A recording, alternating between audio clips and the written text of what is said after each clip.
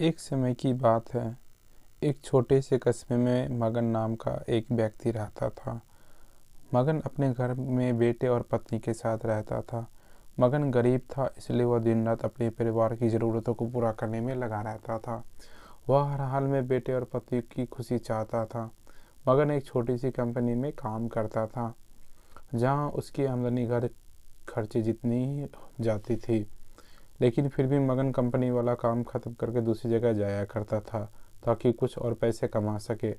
काम में व्यस्त होने से वह अपने परिवार को समय नहीं दे पाता था। मगन 24 में से 15 घंटे घर से बाहर काम के लिए निकल जाता था और रात को देर से आता और सुबह जल्दी जाता।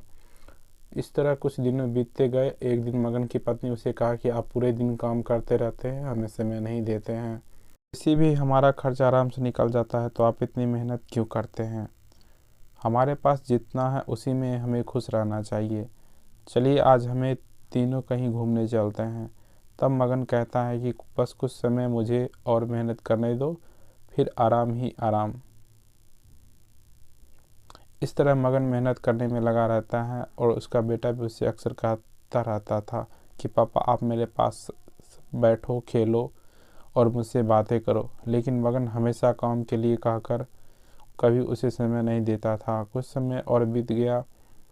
अब मगन की किस्मत चमकी। मगन की नौकरी जिस कंपनी में थी, अब उसका मालिक मगन को मैनेजर बना देता है, क्योंकि मगन काफ़ी समय से वहाँ काम करता था और वह अब मालिक का विश्वास पात्र बन गया। मैनेजर बनने के बाद मगन बहुत अमीर हो गया। उससे आमदनी अच्छी खासी थी।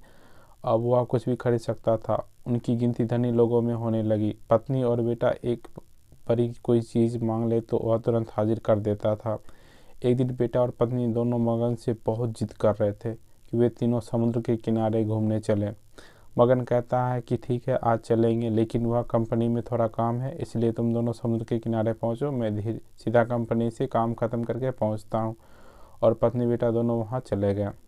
तभी समुद्र में बहुत बड़ी सुनामी आ जाती है और आसपास के लोगों को भी बहा ले जाती है। पत्नी और बेटा दोनों पानी में बह गए।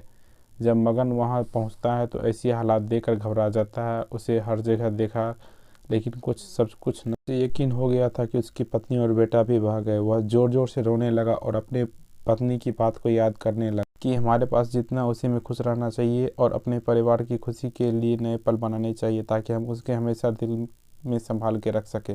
पैसा क्या है, कभी होंगे तो कभी नहीं होंगे। तो दोस्तों, इस गाने से हमें यही सीख मिलती है